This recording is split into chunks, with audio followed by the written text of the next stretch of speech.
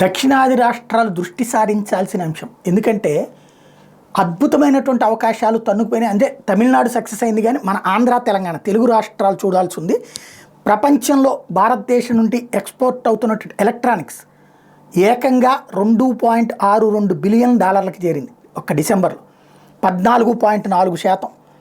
Tamil Nadu $1.04 billion, దక్షిణాది success అయింది. దాంట్లో Maharashtra $333.5 million, Karnataka $286.9 million, Uttar Pradesh $269.9 million, Delhi $178.1 million, Gujarat $174.2 million. మనం గుజరాత్ నేడుస్తుంటాం, ఇక్కడ తమిళనాడు సక్సెస్ వీటిలో.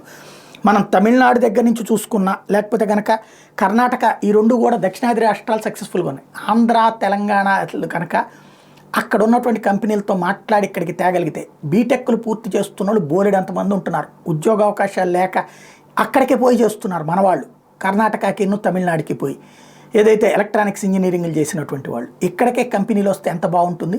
మన దగ్గర భూమి ఉంది, బుర్రలు ఉన్నాయి, కాకపోతే దాన్ని తెచ్చుకోగలిగేటటువంటి నాయకత్వాల వైఫల్యం కనబడుతోంది. సీరియస్గా దృష్టి సారించాల్సి ఉంది.